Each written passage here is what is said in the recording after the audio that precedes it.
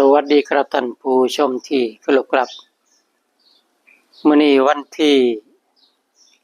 20พฤศจิกายน2568เวลา 8:30 นาทีครับมาพบพ่อพี่น้องมื้อนี้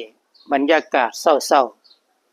8:30 อากาศเย็นๆ20องศาเซลเซียสครับ20องศาตอนเช้าก็ต่ำกว่านี้อยู่ครับ17-18องศาอยู่นะครับตอนนี้ก็ขยับขึ้นมาจักหน่อยเป็น20องศาก็ถือว่าหนาวเย็นอยู่พอสมควรนะครับในบรรยากาศของ20องศานะครับมื้อนี้มาถ่ายทำคลิปให้พี่น้องเบิ่งอยู่ที่บ้านครับเนื่องจากว่าได้เก็บเกี่ยวข้าวเกี่ยวน้ำเรียบร้อยแล้วก็นำมาตากอยู่ที่บ้านอยู่ภายในตัวบ้านนี่แหละครับเฮ็ดแบบนี้มา 2-3 ปีแล้วนะครับปีนี้ก็ขนเข้ามาไว้เฮียนไว้ซ่านเรียบร้อยแล้วครับพี่น้องแต่ก็บ่สามารถที่สิเอาไปตากไว้ตรงที่หน้าเดือนบ้านหน้าเดือนเฮียนได้นะครับตรงหน้าบ้านได้นะครับจุดปุ่นนะครับจุดปุ่นนะครับเนื่องจากว่าเมื่อวานนี่ฝนตกลิ้นครับพี่น้องก็ต้องพากันขนลากกันเข้ามาเก็บไว้ในนี่ตรงนี้ซะก่อนเดี๋ยวตอนสายจักหน่อยนี่ประมาณจัก9 โมง 10 โมงผมยังค่อยจะขนออกไปตรงที่หน้าเฮือนนะครับตอนนี้ก็ข้าวเจ้าตากไว้มุมนี่ครับข้าวเจ้ามันนิดเดียวข้าวเจ้านิดเดียวข้าวเหนียวก็ได้บ่หลายดอกครับพี่น้องลดน้อยถอยลงกว่าปีที่แล้วอยู่พอสมควรก็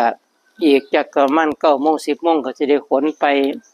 ไว้ตรงโน้นแหละครับตรงที่ฝากหัวรถเฉียวไปพุ่นล่ะครับมื้อนี้ก็สิถ่ายทำเป็น2 in 1นะครับพี่น้องมารายงานความคืบหน้าเกี่ยวกับการเตรียมเหล้าใส่ข้าวเปลือกครับพี่น้องคลิปงวดที่แล้วก็บอกให้พี่น้องฟังว่าวันที่18ว่าเป็นมื้อสุดท้ายของการเฮ็ดเหล้าแล้วสิแล้วพะนะว่า แต่ว่าสร้างเพิ่นก็ผู้ซอยสร้างเพิ่นมีภาระเพิ่นไปเกี่ยวข้าวเกี่ยวน้ำคือกันนะครับสร้างเพิ่นก็เลยบ่มีผู้ซอยมาเต็มไม้เต็มมือก็ดอกก็เลย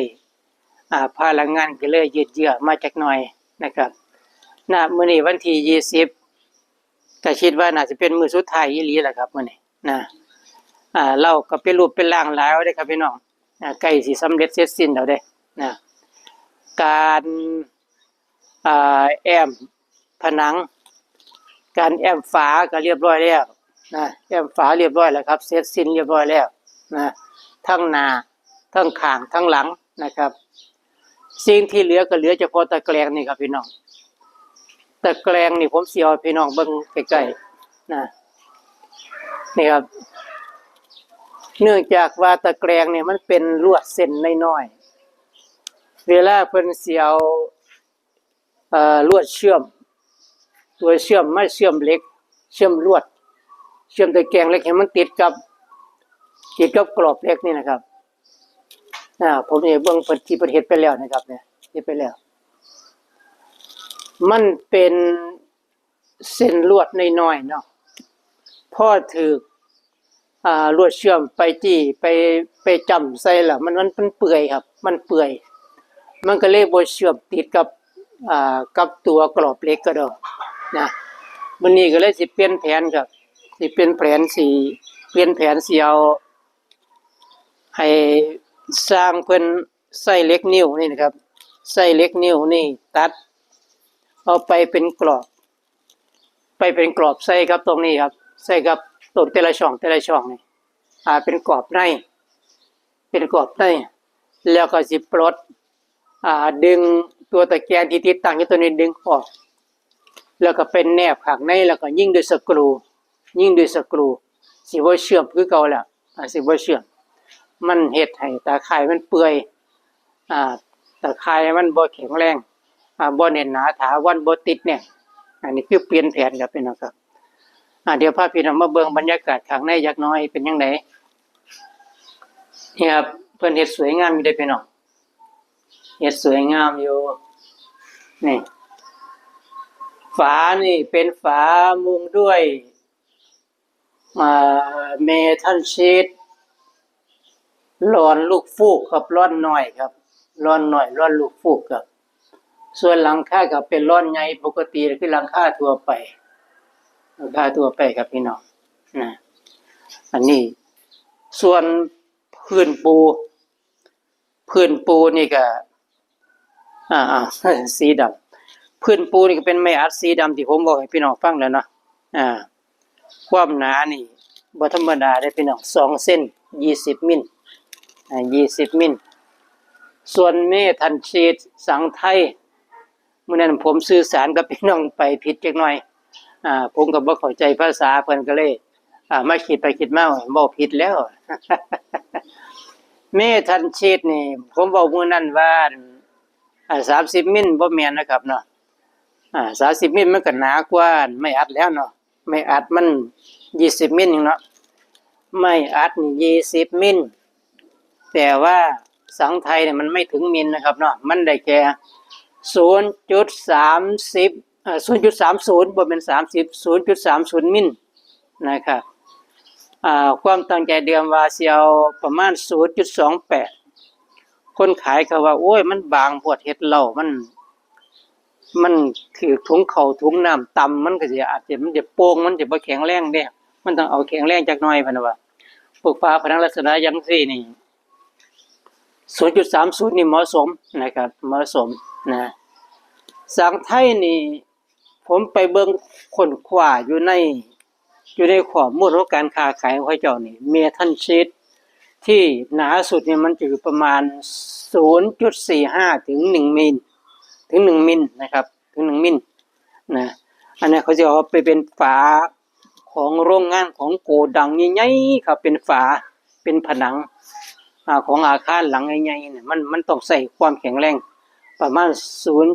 0.45 มิลถึง1มิลครับ1มิลหายากพี่น้องตามร้านค้าทั่วไปแต่ว่าสังกะรีก็บ่มีมาขาย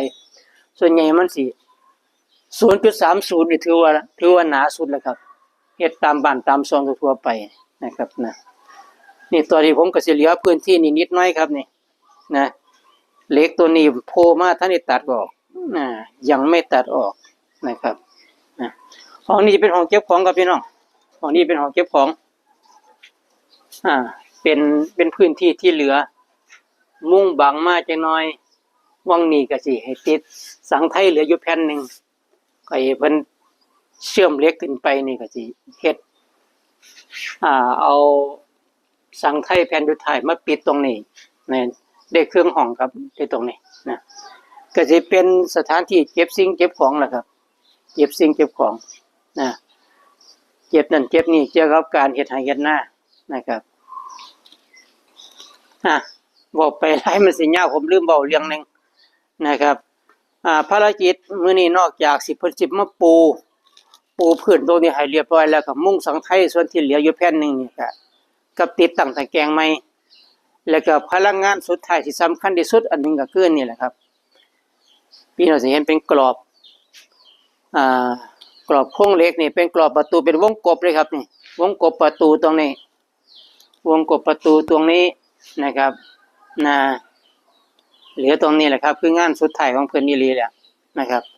เสร็จตรงนี้ก็ลอกเขาตากเขาแห้งดีเรียบร้อยแล้วก็บรรจุถุงก็เอามาวางไว้ตรงนี้แหละครับวางไว้ตรงนี้นะฝั่งทางนี้ค่อนข้างสิแคบพื้นที่บ่มากก็สิเอาข้าวเจ้ามาลงฝั่งทางขวามือนี่ค่อนข้างจะพื้นที่เยอะอยู่ยอข้าวเหนียวมาลงนะครับอันนี้คือเหล้าของพ่อใหญ่วีเด้อพี่น้องเด้อ